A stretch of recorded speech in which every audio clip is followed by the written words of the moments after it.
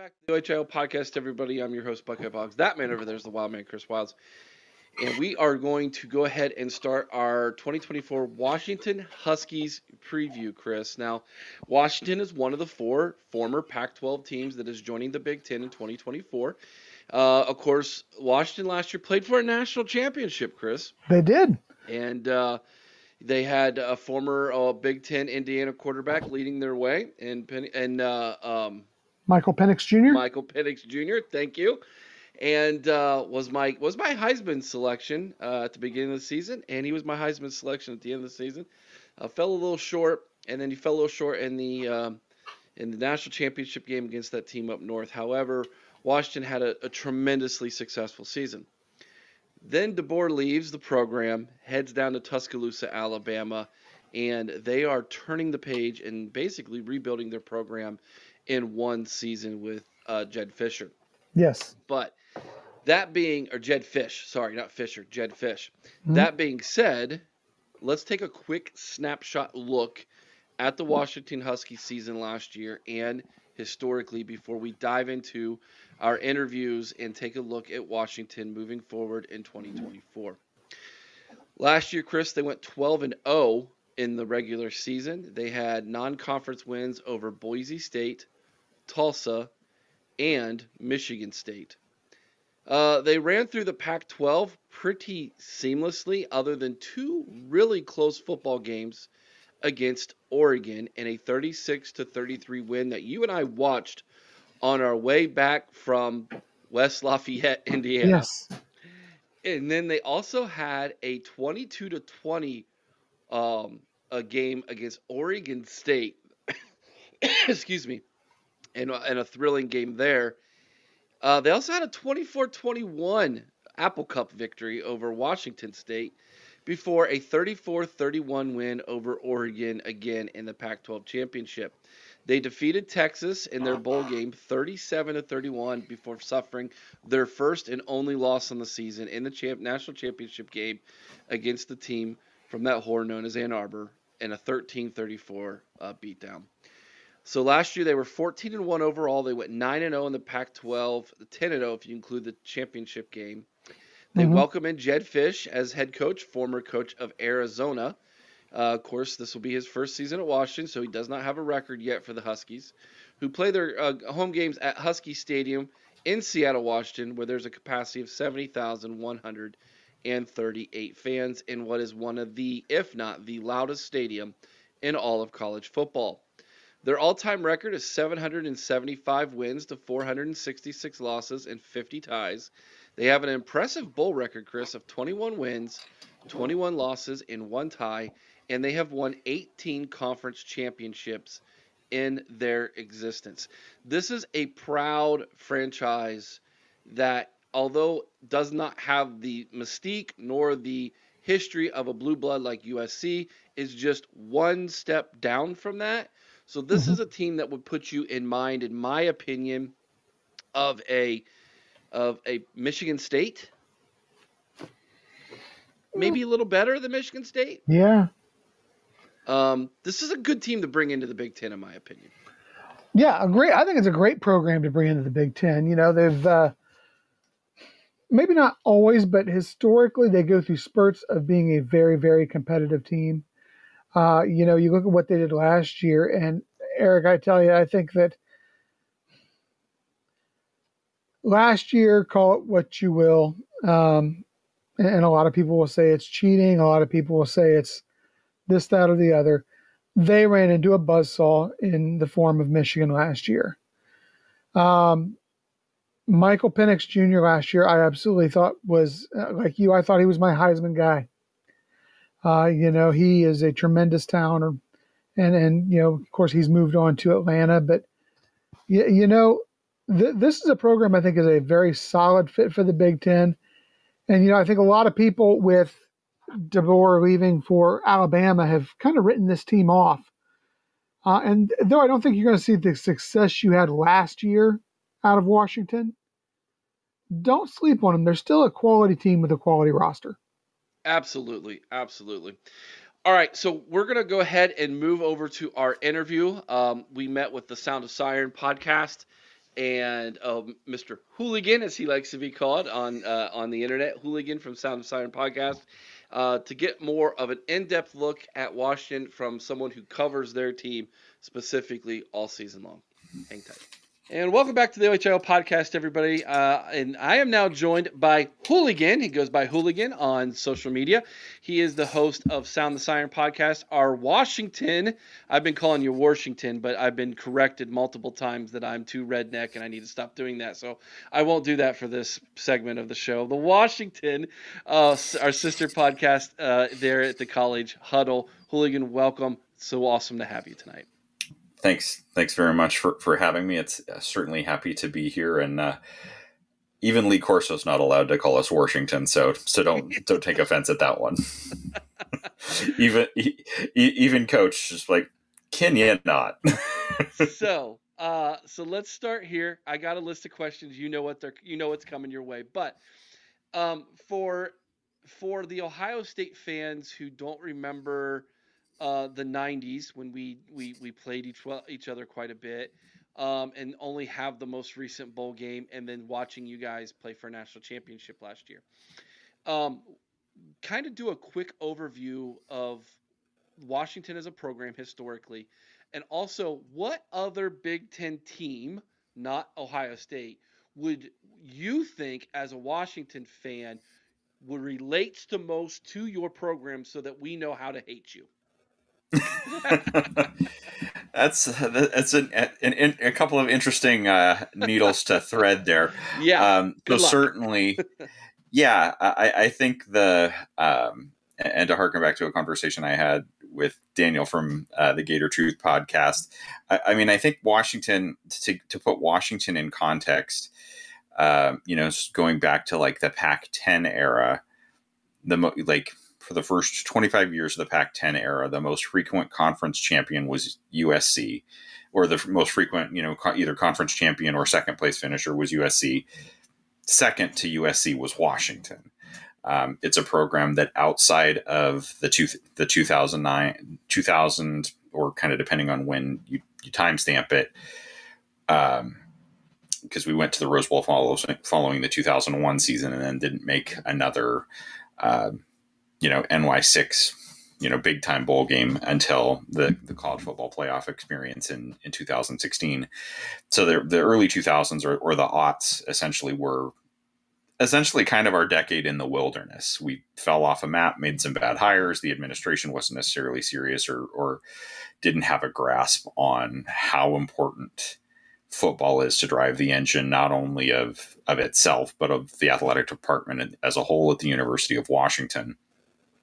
And also, not continuing to be a profitable. UW is regularly, and when not paying off the stadium funding that we are now, is one of the 20 programs in the country that is consistently profitable. And football is a huge part of that engine. It had been to UW had been to a Rose Bowl basically in every decade. Again, it's where you timestamp it. It was after if you consider the year 2000, the end of the 90s. Then we missed it in the aughts. If you consider it, 2000 to 2009 as that decade, we got there and we were played in. So that's the kind of historic success that Washington has. It's the school that's, I think we were tied for fourth in terms of all-time Rose Bowl appearances. Of course, trailing, the usual suspects of USC, Michigan, Ohio State, and I believe we're tied with Stanford. So that's the kind of program that Washington is, very consistently excellent with that kind of decade in the wilderness. To liken UW to another Big Ten program, it's really hard. In terms of the traditional Big Ten programs, you have, obviously Michigan and Ohio State are both blue bloods, bluest of blue bloods. No questions asked. Penn State is up there as well, and Nebraska is up there as well. Albeit, Nebraska has had higher level success than Washington. They haven't smelled anything close to that level in goodness knows how long.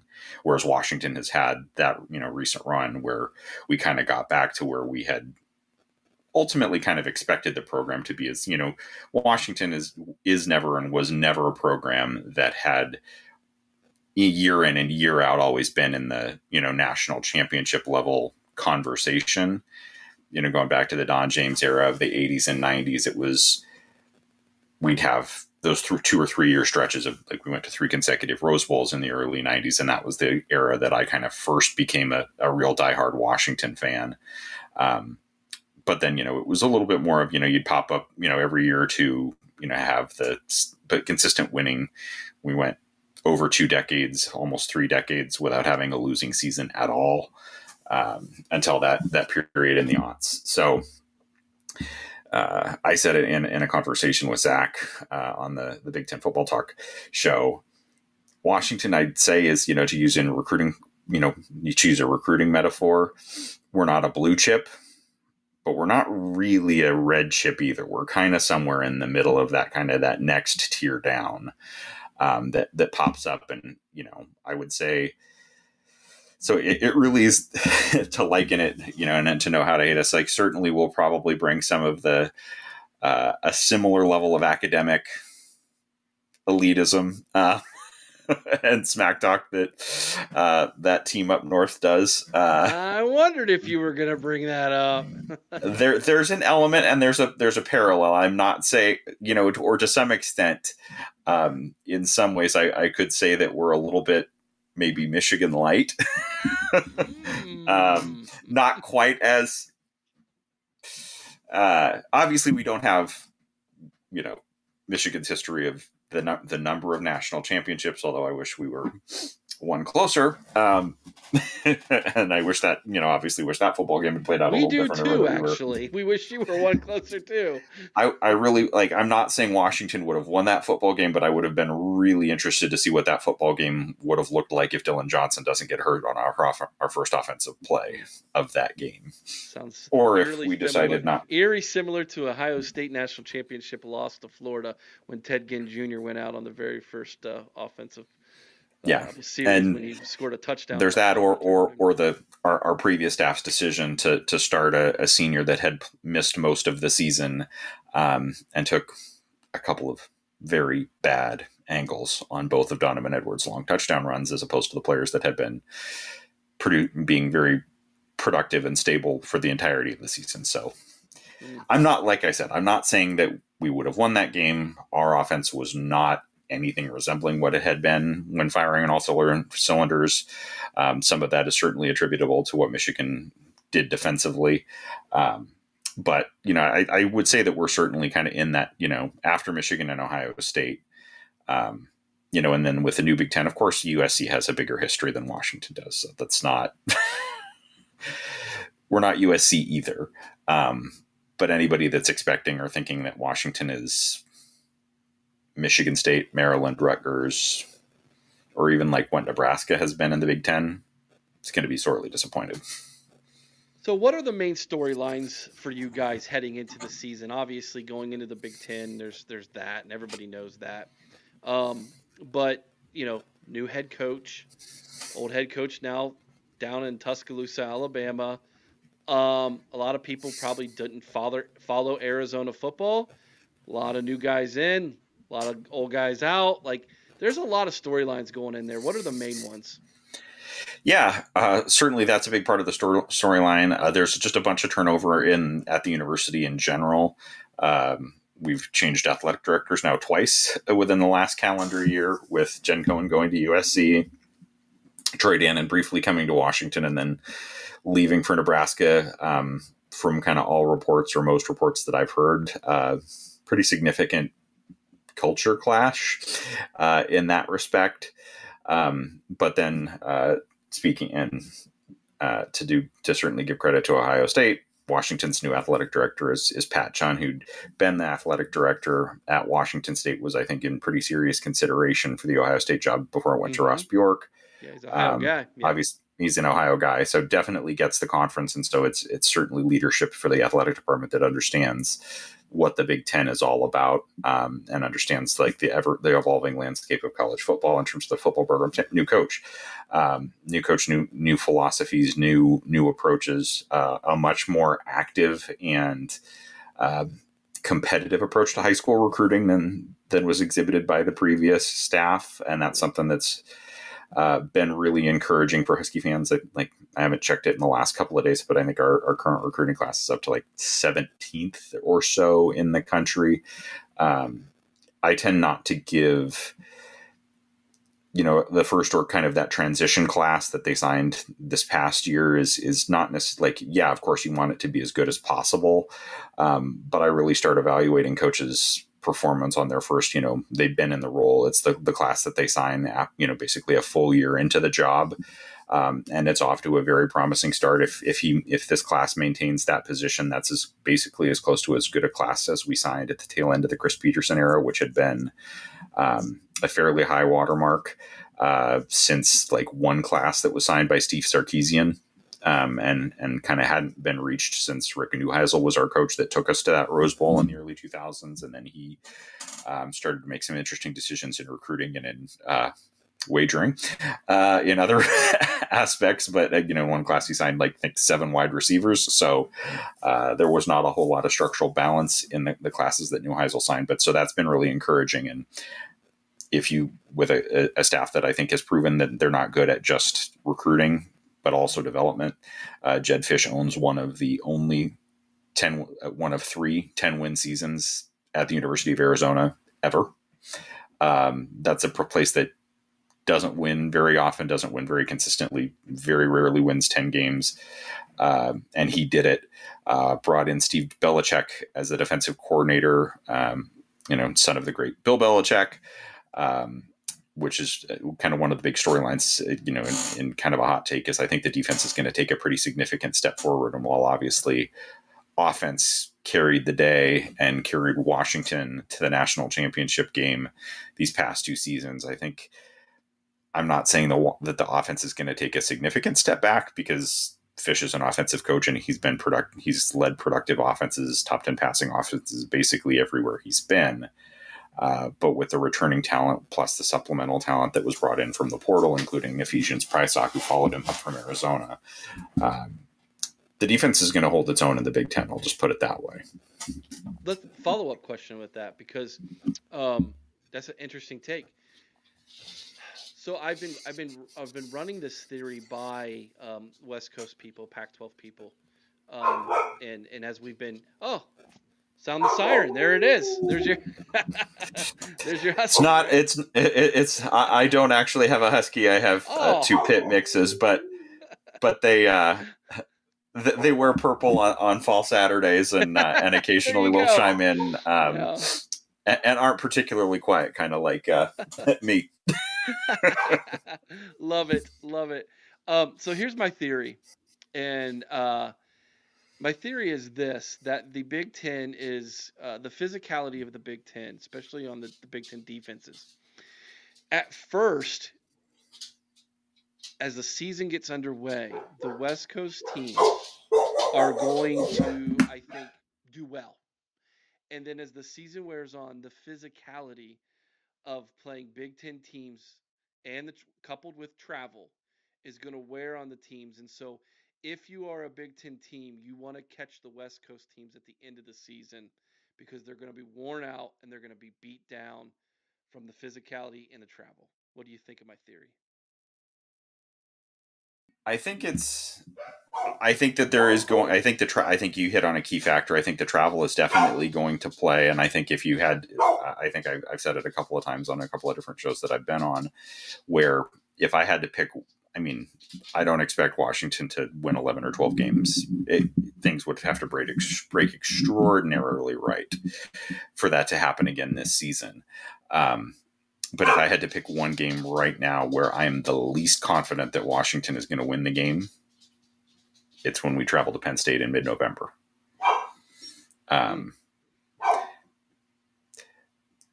Yes, I understand. I also understand that we have a rematch with Oregon that at the end of the season, and Oregon returns quite a bit, although they lose quite a bit as well. And they've certainly had a very, very good off season, both in the portal and in high school recruiting. But I think that that's certainly something that's going to be very interesting. I do think to some extent that the branding of West Coast teams as soft is I'm not sure about that. And yes, it's a different brand of football, but because I think the one thing that West Coast teams bring that a lot of the Big Ten teams, not named Ohio State and not named Michigan, don't also bring the same level of speed. And it's that matter of styles. But when we needed to, against probably what was the best defense that we saw until we played Michigan, we had no problems running the ball in key situations against Oregon. I also I'll use Iowa as an example. Incredibly strong defense. Yes. That team was not going to if Washington had played Iowa last season. Yeah, because let's just talk about Iowa for a second, because a lot of people like to bring that up, right? Ohio State hung over 40 points on them last year. You know what I mean? Yep. Like it's a great defense when they're going up against a team from the Big Ten West. What was the Big Ten West? Who plays a style of ball that matches what they play? We're gonna beat you in a phone booth, right? Given the strength of that defense. But then every time they would go up against a team that has a strong defense, but also an electric offense, they would fall flat on their face every single time. And not to be disrespectful, but last year's Ohio State offense was not to the standard of previous seasons by any stretch of the imagination. Offensive line was as leaky as grandma's faucet, and the quarterback had no legs and couldn't escape the pocket, and it was very one dimensional, man. Yeah, if not for our defense at times, it would have been. Yeah, so that's the thing and I think what's going to be really interesting about this team and this season is that adjustment in style, and styles in a lot of ways make fights. And one of the things that I think particularly that Steve Belichick as our defensive coordinator is going to bring to the table, the Patriots have thrived the last few years as being very, very multiple, not very exactly set in their ways where we're going to run out the same formations and the same guys over and over and over again. That's not going to be what you're going to see from the Washington defense this year. You're going to see it, it will look significantly different against teams like USC and Oregon, who are going to want to spread it out, run vertical routes, get athletes in space. You're going to see much different packages in those games as you're going to see against an Iowa or a Penn State, where until proven otherwise, I guarantee you, until proven otherwise, we're going to make whoever is Iowa's quarterback throw the football. We're going to make Drew Aller throw the football. And if Drew Aller beats us with that receiving core, more power to him. But I mean, and Penn State certainly is good. So it's there is still, to go back to the question about storylines. So obviously you have coaching turnover, but continuing on the vein of, we brought in another offensive coach. So the offense is still going to be a focal point and a strength of the team. The big question mark is the offensive line. We lost everybody. Three to the transfer portal, all of whom ended up in the SEC. 2 to the NFL draft, both I believe were second round selections off that Moore Award winning offensive line from last year. That's the most outstanding question. If that offensive line is average to above average, Washington is going to be just fine, because there is talent at the skill positions. I won't say we don't have talent at receiver the way we did last year, but it is not as big a step back as some might think. I saw a hot take thing on Twitter today on what's the couple of hot take questions. And I said that one of our receivers who barely played last year is going to be first team all conference, because he's been lighting up the defense for the last 2 springs, and he just couldn't get past in terms of getting playing time or reps against past Rome Odunze, Jalen McMillan, and Jalen Polk. But Denzel Boston is going to be a dude.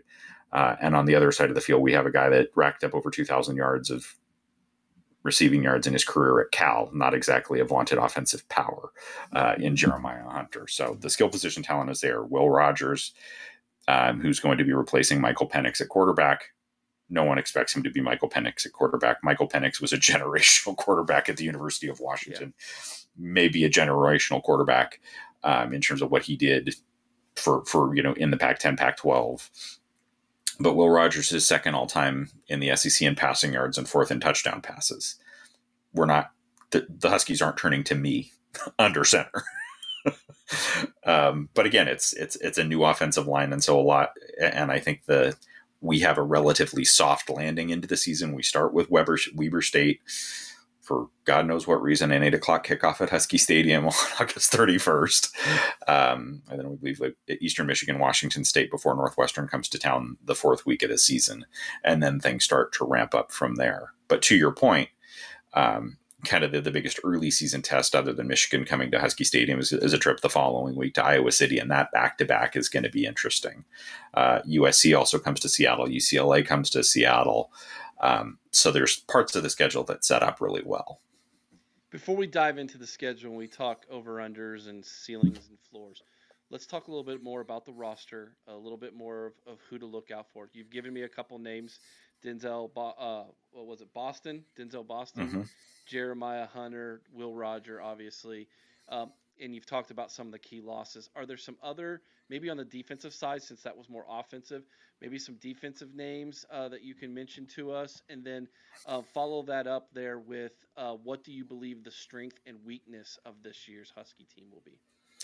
Yeah, I will give one other name or maybe two other names on offense because Sure. Our projected starter over Dylan Johnson last year was lost to injury before the season, and he's going to be back. Essentially, a pretty good 1-2 punch in Cam Davis, who's coming back from an injury, and one of the key transfers, if not the key transfer that followed Fish from Arizona, is Jonah Coleman. The guy's built like a fire hydrant, but he's fast. He's about 5'10". He's probably like 5'7", 5'8", about 220, 230 with Jets. And he's going to be right in the mix for first and second team all conference honors if the line does what it can do for him. On the defensive side of the ball, you're going to hear the name Carson Bruner a lot. As we get into the Big Ten schedule, Big Ten fans, you're going to, as we travel to Iowa City and Penn State, you're going to hear that was Carson Bruner on the tackle a lot.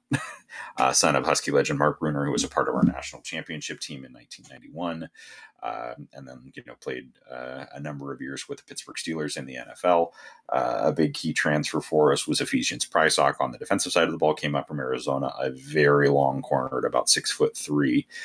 We return Elijah Jackson, who made the key play at the end of the Sugar Bowl to bat the pass away to seal that win.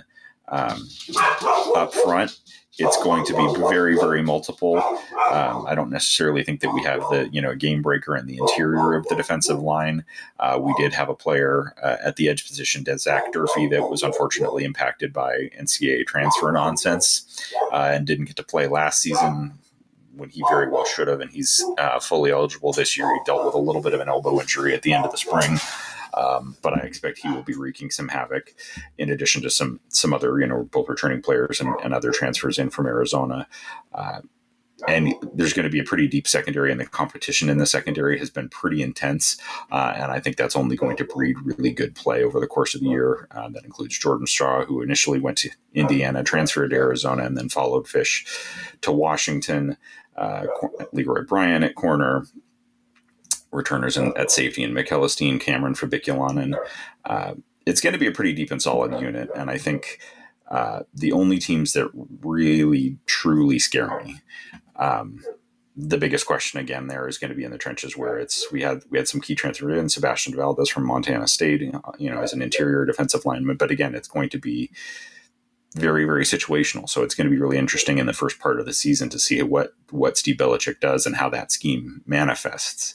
And I don't think we're going to really, really know what the defense is going to look like or kind of how successful it's going to be until we get into honestly probably the Rutgers, the first road game in the Big Ten, traveling out to Piscataway to play a good Rutgers team. They're very good, actually. That's kind of every year I like to throw kind of off the wall thing. I think Rutgers might make college football playoff. It's absolutely possible with the schedule that they have the easiest schedule in the Big Ten. They do. They avoid Penn State, Michigan, Ohio State, Oregon, and Iowa. They avoid all of them, and it's like what? Their big tests are Washington and USC, and then Virginia Tech. I think because people. Well, yeah. Virginia Tech people are saying to win the ACC, and I'm like, but I mean, they're getting better, and Rutgers does have to go to Lane Stadium, and yeah. that's So that's going no to be picnic. I think that's going to be a really big measuring stick game for Rutgers. Hmm. Um, so I hear you saying that the skill positions are very strong still. No worries there. Your concern is in the trenches. Okay? Gotcha. I just wanted to Not an ideal, not an ideal time to be transitioning into the Big Ten from that standpoint, and certainly the outlook for 2024 would be considerably different if not for the coaching change. While Fish brings a lot of things, I certainly think if DeBoer had not left for Alabama, at least two of the three that will be playing in the SEC next year, I'm fairly confident would still be Huskies. Particularly Parker Braille. If DeBoer and Huff had retained Scott Huff as his offensive line coach, Parker Brailsford would still be a Washington Husky, and that's one of the best centers in the country. So it's definitely a question mark, and we're not going to know until we see it in action. Yeah. There were some key transfers. We have two transfers in at tackle. One that was a former, I believe, junior college, either All-American or All-Conference player, and Maximus McCree. Drew Azapardi, came up to play right tackle from San Diego State and had a couple of good seasons down there. There is some talent and some young talent in this, and this staff, and Brennan Carroll, offensive coordinator and offensive line coach, has shown in his time at Arizona that he will play guys on the offensive line early and have success with them. He made Jordan Morgan a first-round pick in the NFL draft, kind of from being an under-the-radar player, and there's certainly some size coming in addition to some size already on the roster, but it's young, and they didn't get a lot of reps either last year with what we had in front of them. Gotcha. All right, I've got your schedule pulled up real fast here. So looking at it, you kind of went through it already, and I feel like those first four games are definitely should be dubs for the team with the W on the side of their helmet. Then you go to Rutgers, and then Michigan, and then you go to Iowa. Those are three difficult games before you get your first bye. Then you get the second bye in a row against Indiana, and then you get. Sorry, you're not worried about a House of Horrors in Bloomington for the Huskies. Listen. We're about to find out if the Group of Five All-Star team can compete in a G4 conference and Power Four. So sorry. So can a G5 All-Star team compete against a Power Four? That's the way they are labeling themselves in Indiana, is they are basically become a G5 All-Star team because they got everybody from JMU to go to their school. It's not going to happen. Worked so well for Liberty against Oregon in the Fiesta Bowl. It worked fantastically well for them, didn't it? So I wouldn't worry if I were you guys on that one. USC, again, you help me out. I haven't talked to the USC guys yet.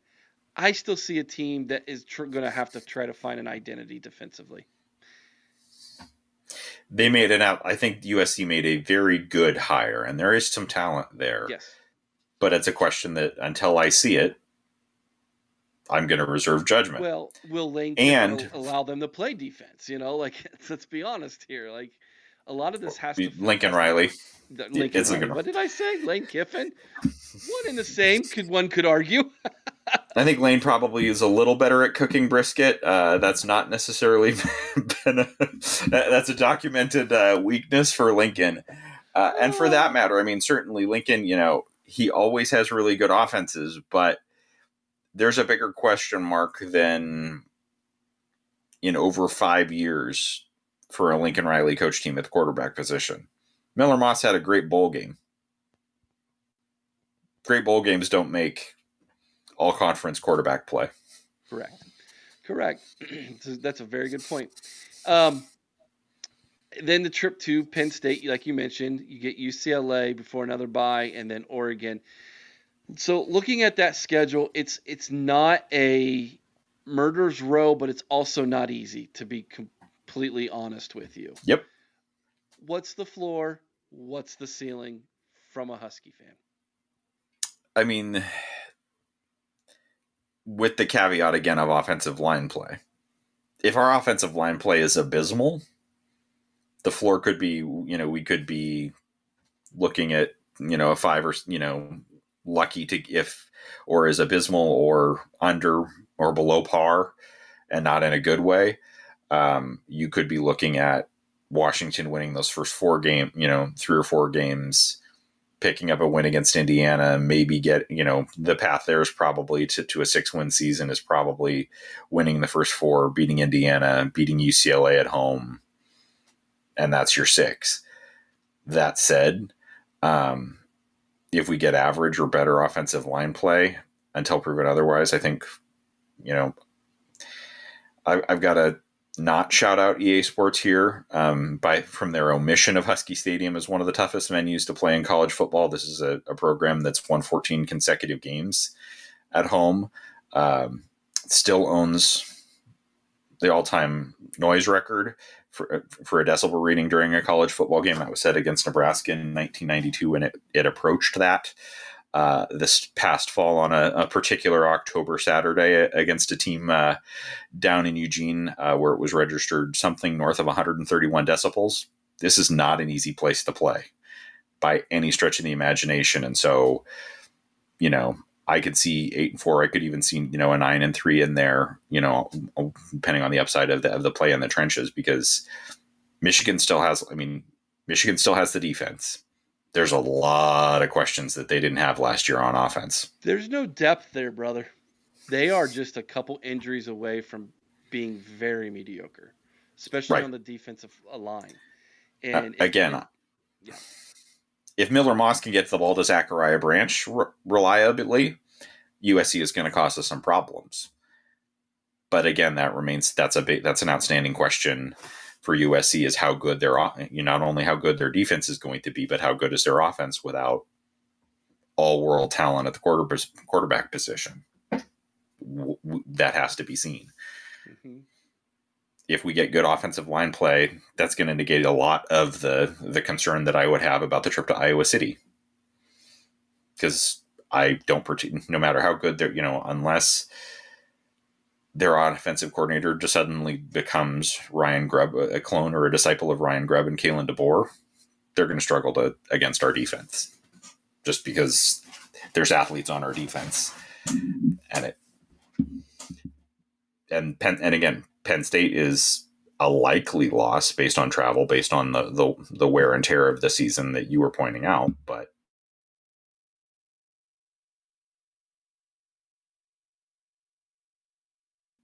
Mm-hmm. Yeah, I know. I agree. The most talented team that we're going to play is the last team we're going to play. And, Rutgers is a team like Rutgers is in terms of my prediction for this season, I think it's probably going to be somewhere it's anywhere in that 7-5 to 9-3 range. The Rutgers game is going to tell me a lot. If we come out of Rutgers with a win and we're 5-0,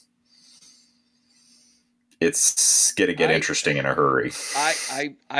I kid you not. I think your trip to Piscataway is going to be more difficult for you guys than going to Happy Valley. It could be. I really believe that. All right, so something fun for you here. All right, so I've been coming up with new rivalries for our new friends in the Big Ten. All right, and I'm talking off the wall stuff, because everybody wants to, everybody's got like, hey, this team and that team, and okay.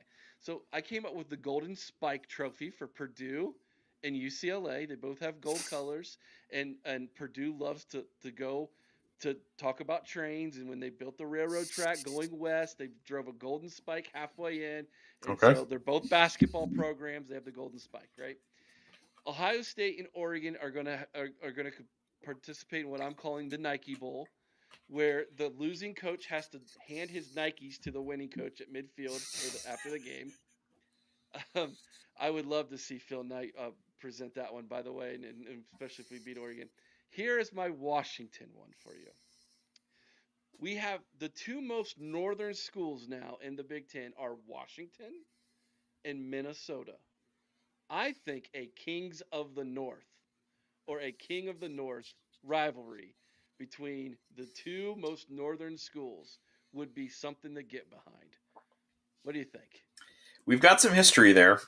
Minnesota has Minnesota has a national champion, or their most recent national championship is a season that they that concluded for them with a loss to Washington in the Rose Bowl. So that's going back before you and I's era. I think that was at the 1960. 60s. Okay. There was Minnesota was named the national championship prior to the bowl season. They were undefeated. Washington had one narrow loss. I believe. Time, man. Washington had, I believe, what was a narrow loss, I believe, either to Navy, and this was when the service academies were a thing in college football, or it was either Navy or it might have been USC. I don't remember my history. Again, that predates me by a couple of decades, so I wasn't there and can't speak to what happened. But I do know that season finished with a Washington win over Minnesota in the Rose Bowl. So there is a little bit of history there. You can flip RW upside down, and it looks a lot like their M. Certainly, I will also say in terms of rivalries, or at least kind of secondary rivalries, there is a lot of history, both recent and in the not too distant past, with the University of Michigan. Again, obviously, we just played them for the national championship. Had a great home-and-home series in the early 2000s before Washington fell off a cliff. Played them in consecutive Rose Bowls, won by Washington that capped off our perfect season in the 1991 national championship, and then the one the year later captured by Michigan. But there's a lot of history between Washington, Michigan, but Washington and Minnesota for the Kings in the North. And I'm sorry, we're going to win that one, not only on the football field, but the Starks was a dire wolf that looks kind of like that. The Sound the Siren logo. Is anybody really going to follow a golden gopher into battle? Well, here's the thing. Like, you got to have a cool rivalry trophy with this too. Well, no one has a crown. Wouldn't that be cool? A golden crown? It would be. Well, and I will also say the other fun part about that one is that what's PJ Fleck's go-to phrase? Row the boat. Some rowing the boat. Kind of something that Washington's pretty darn good at. Boys in the Boat, team that went to the 1936 Olympics in Berlin and beat the Nazis, was Washington's varsity 8. So cool. So they were Olympic teammates with Ohio State's greatest legend of all time. Going and defying the Nazis. Washington regularly wins. Washington's count of NCAA championships across all sports would be significantly higher than it is if men's crew was included, because we win that all the damn time. There you go. So unlike Gophers and unlike Minnesota, we actually do the row the boat pretty damn well out here. Can row the boat literally to the stadium. Yeah, and that's one of the coolest things is if I'm not mistaken, you can drive a boat to your stadium, can't you? Like, it's one of the few that you can literally dock your boat and go to a game. Like, I think that's really cool. And with apologies to Tennessee and Baylor that are on rivers, that river is not that far across. In this case, I'll kind of duck down a little bit. From the upper deck on the sides of the stadium, you can actually, beyond Lake Washington, which is behind the stadium on the east side, you can see the Cascade Range on a clear day. You can see the Cascade Mountains behind the stadium. And if you're in the right spot in the stadium, you can look one way and see the Cascade Mountains. You can look the other way and see the Olympic Mountains. From Washington, from our stadium, from the dock where you can you can sailgate at the University of Washington, take a boat to the game. A couple of times, Chris Peterson and Jimmy Lake, former head coaches at Washington, were known to boat to work. It's literally like the softball stadium is behind these stands at the end under the scoreboard here. But then just the other side of the softball stadium is Lake Washington. From that dock, you can go out the Ballard Locks through the Montlake Cut and Lake Union and be in Puget Sound, which ultimately connects to the Pacific Ocean within about 40 minutes. That's wildly cool, dude. That is cool. For someone being landlocked like we are here in Ohio, it's a dream, right? We do it a little different out here. Yeah, well, it's my cousin's Ryan Miller. He played on the '96 Ohio State team. He got to go out to Washington and play you guys. Yep. We did the home and home in the mid '90s, and so I've always had it on my bucket list to go see Washington. Now I really have a reason to, because we'll be out there eventually, and so it'll be like that'll be a trip that's on my bucket list to take. And so of course I was going to go to Eugene, and then that one got sidelined by COVID, and then this year I just didn't have that in my to do list. You're not missing anything. Don't let them hear that. Anybody that for anything other than college football or track or something to do with athletic, anybody that goes out of their way to visit Eugene that has nothing to do with athletics is out of their mind. Oh my goodness, the shots fired. I love it. Where can we might have some Washington fans watching this right now, Hooligan, and they've never listened to your podcast or followed you guys before. Where can they find you, my friend? We're certainly at Sound the Siren. We're on Apple Podcast, Spotify, basically anywhere podcasts can be found. We're there. We're on YouTube. We're on Twitter and Instagram at the Sound the Siren UW. Oh, by the way, Badgers, we are the real UW. That's another rivalry that we could talk about, is the battlery for who the real UW is, and the real UW wears purple. They can find me on Twitter at hooligan7_STSUW. I'm also on Instagram at hooligan7_UW. But we're everywhere. We're trying to grow we're certainly trying to grow our brand. We've got a couple of new things that we're going to try during the course of this summer, including I'm working to schedule a couple conversations with former athletes, kind of covering their time at Washington, and a look back at the Pac-10 and Pac-12 era, as that has sadly reached its conclusion, called Motley Memories. That we're working on that. Always stuff going on. We're also certainly going to continue to try and expand to cover other things other than just football, as time allows and as life allows. But that's where we are. Beautiful. Hooligan, thank you so much for being a part of this preview. Looking forward to watching some Washington Husky football in the Big Ten. Still sounds so weird to say that. Big Ten after dark just doesn't have the same ring to it. But well, to at least calm the minds, it won't. Big Ten after dark won't involve any trips to Corvallis and Pullman, where weird things, or Tucson for that matter, where weird things happen. We certainly had our fair share of it, even in our own house. A Lightning game in 2019 that was delayed by a lightning storm for something on the order of 3 or 4 hours and didn't conclude until about 2 a.m. Comes to mind. But that's 5 a.m. for us Eastern Standard Time, folks. So that's I will say Pac-12 in the morning is what that became. I will say it's definitely one of the things that I do enjoy as a college football fan in general, and why I think that being a college football fan on the West Coast is pretty special. We get to wake up with college football. College football is, here in the Pacific time zone, game day and big noon kickoff are on at 6 and 7 in the morning, and games kick off at 9 o'clock. I'm not going to complain about us having a couple of 9 a.m. kickoffs for road games. I don't necessarily think that I want to be at Husky Stadium for a 9 a.m. kickoff. That's a little early to be completely rabid, but I'll adjust, I guess. Tailgating will be taking place after the game at noon, everybody. Yeah. Very interesting. It's a little early to really get after it. Right. Hooligan, thank you so much for being a part of this preview again, my friend. And I look forward to working with you, and so thankful to have you a part of the College Huddle with us. And we wish you all the best this season. Thanks, Eric. Thanks for having me. It's been a pleasure talking with you, and look forward to talking with you again. And we thank Hooligan and the Sound of Siren podcast for joining us on our Washington preview here on the OHIO podcast, Chris. All right, Let's do a deep dive into their roster. Are you ready? Yeah. All right, let's take a look at the offense first for Washington. So they don't have a ton of turnover as far as the offensive side. They have 4 guys that they have brought in as transfers, and that typically seems to happen more often when you have a new head coach, especially if he's got guys who he recruited at his previous school who want to follow him to where he's at now.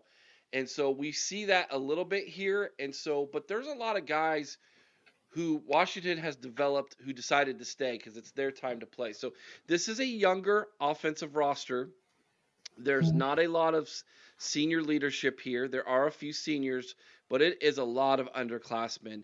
Let's take a look at the quarterback position. Will Rogers, senior transfer. That should sound familiar to all of you. And then you've got Jonah Coleman, the junior transfer from Arizona. Jonah Coleman is a bona fide stud running back, in my opinion. He was one of the top 5 guys in our running back preview that we did. Jeremiah Hunter, redshirt senior. He came from Cal, so he's obviously a wide receiver who has a ton of experience and will look to lead this wide receiving group as well. But then look at the rest of the guys on this roster. You got sophomore, senior, freshman, sophomore, junior, sophomore, senior. Chris, this is an offense that I think it's got potential. But I also think this is an offense, Chris, that is going to need some time, especially in a new scheme, in a new offense, under new coaching. Yeah, I'll tell you, if I'm a Washington fan, the thing that concerns me most is you have one redshirt junior on that offensive line. Everyone else, redshirt freshman, true freshman. True sophomore, redshirt sophomore. These guys, Eric, are, like you said, very inexperienced. And when you talk about playing against the caliber of defensive linemen you're going to see in the Big Ten, it scares me a little bit for Washington that their guys in the trenches just don't really have that experience yet. I think this is a team that by mid-season might hit its stride a little bit, but in the early going, they could have a challenge in front of them. Yeah, absolutely. All right, let's take a quick look at the other side of the ball now, Chris. Let's go over to the defensive side of the football. Here, I think there's a little bit more turnover here. You've got 5 transfers in. That's almost half your defense. But this is a much more veteran-led side of the football of guys who decided to stick around for their 4th or 5th season in Washington because now it's their opportunity to play. So although these are guys who've been with the program, a lot of them were backups, and so now they get their opportunity to shine. Looking at the roster overall, though, and a lot of those guys are seniors. Jacob Bands, redshirt senior. Alfonso Tupatarala, and I probably butchered that, and I apologize, redshirt senior. Carson Bruner, senior. Cameron Fibicalanana, I don't know how to pronounce that, redshirt senior. You've got Mikel Easton, redshirt junior. Elijah Jackson, redshirt junior. And these were the guys who are sticking around, right? Mm-hmm. Then you have a bunch of transfers, and again, a lot of them, sophomore, senior, junior, sophomore. This is not outside the guys who are sticking around who are getting their first crack to play, Chris. Again, this is not a huge senior-led team, even on defense. It appears to be a little bit more on the inexperienced side. Yeah. Coach Fish definitely has a very youthful program. Although they might become useful over time. They could. I mean, you've got some guys on there who've got some talent, Eric, who I think, they're going to struggle this year at times. You mentioned a lot of names there, like Tupatala. Oh, very good. That was much better than what I did. Yeah. What you don't see is names on there like Tui Maluau. Yeah, we know that one. That just strike fear into your heart.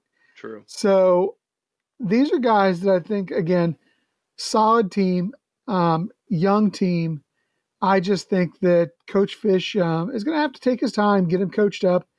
And again, this is a team that might surprise some people, but overall right now, you're not going to see a team that had the success it did last year. Exactly. And so be patient, Washington. Yes, be patient. This first year you might take some lumps, but I can see what he did in Arizona, and there's definitely a path for the same thing All right, Chris, let's take a Washington schedule now, if you want. Um, it's an interesting schedule to say the least. It's not as hard as USC's or UCLA's, but there's still some difficulties in this schedule. So they start off against Weber State, Eastern Michigan. Those should be automatic W's, and then the Apple Cup, Week 3 against Washington State. This is not to me, this is not an easy game. Washington State's gonna be out for blood, Chris. Like they're gonna be so motivated for this football game, but they do get them at home, which is a huge advantage for them. And then their first Big Ten game is at home against Northwestern. So we got a couple purple people eater games in that one. Can Washington go 4-0 to start the season? I think they can, and I think they will, Eric. I think this is first of all, a great introduction to the Big Ten. Catching a Northwestern team that I do think, despite their success last year, is going to be down a little bit this year. You look at a team that's got, I believe, is this the first team traveling west, the first weekend where we have a team traveling west from the Big Ten? It might be. Not sure about that. I know, that's actually, maybe, I'm not sure. But anyhow, they do get them in the friendly confines there. And, that Washington Stadium that's a tough place to play for any team. Mm-hmm. Yet alone a team that, like I said, I think this is going to be a Northwestern team that's down. Washington State, I think that obviously getting that game at home is huge. You're right. Washington State's going to be motivated. There may be some of this whole "you killed our conference" thing coming, but you know what? Be thankful, Washington State. You're going off to play in the Mountain West or something like that, where you should be somewhat dominant. I think this is a 4-0 team to start the season, but man, they run into a buzzsaw the next 3 weeks after that. They do at Rutgers, so they got to go cross country. Then they come back home and take on that team up north, and then they go back on the road again at Iowa. We know how tough Kennick is playing. Yeah, that is not easy before they get their first bye. Then they're at Indiana, and then they're home against USC, and then they're on the road again at Penn State. So think about going from Seattle, Washington to the Eastern time zone 3 times, and Iowa, almost the Eastern time zone there, so 2 time zones away for them. But, that's not easy. And then they're home against UCLA before they get their last bye, and then at Oregon to finish the season.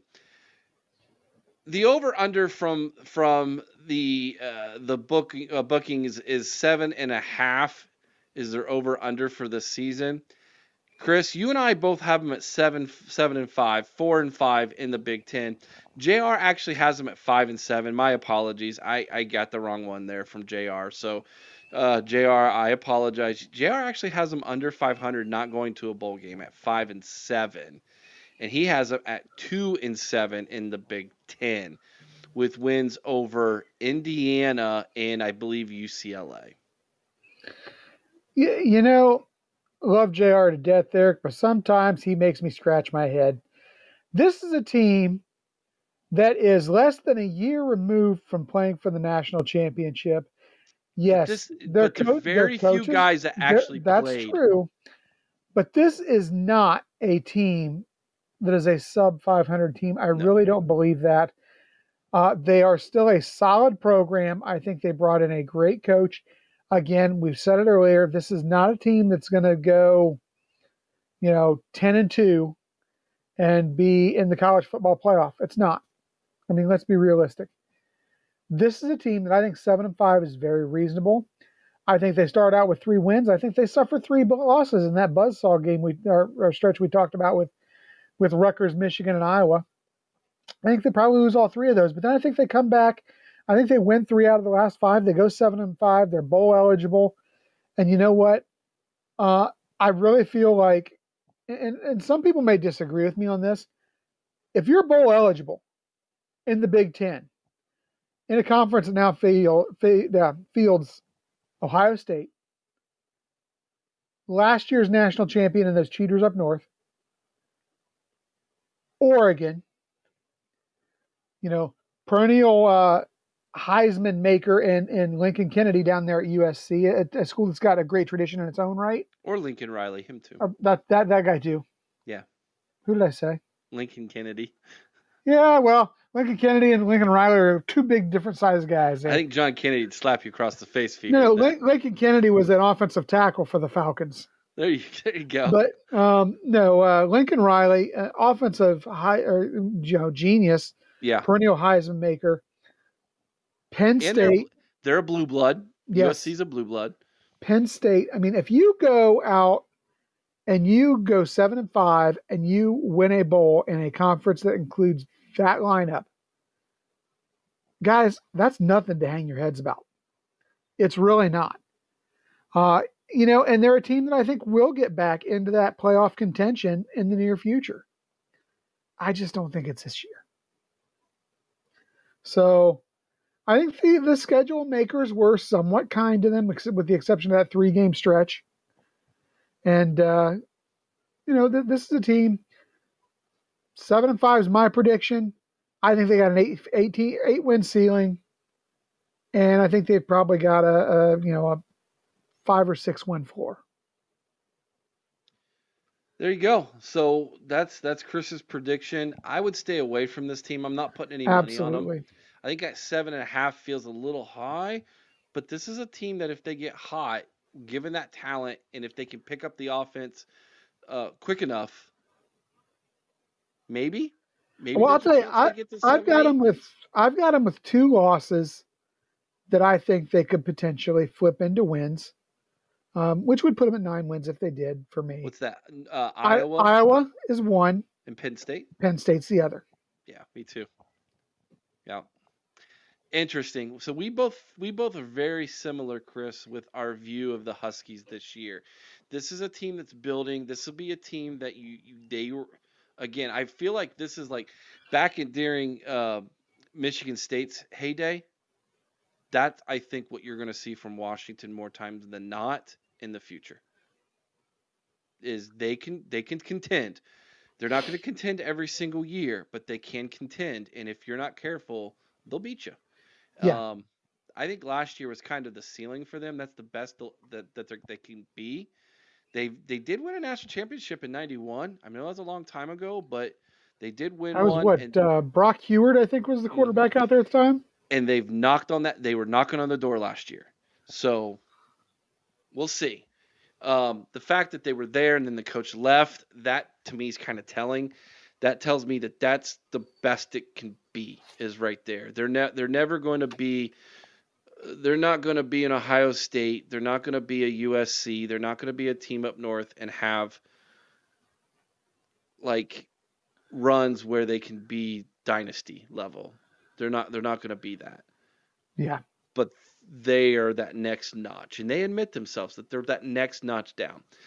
So we'll see how they're going to go this season. It's going to be very interesting to bring them in. That first game against Northwestern, I'm very intrigued by that. If they travel out to Rutgers and they can beat Rutgers in New Jersey, Washington's a 9-win team. Man, I just don't see that happening. I don't see it happening either, but just be very careful there. But yeah, for that. Yeah. Like, share, subscribe. We really do appreciate it. We hope you're enjoying these previews. This was Washington. This was our second team from out west. We've done UCLA. We've done Washington. Next up, it's the Trojans of USC. Later this week, we'll be dropping that for all of you. We're also going to be dropping our position previews, top 10 previews in the Big Ten by position. Wide receivers are up next. That'll be dropping tomorrow, so be on the lookout for that one as well. Remember, be kind to one another. IO sums OH. Seek carbon high with all your heart. Till next time, Chris. OH. IO. Bucks.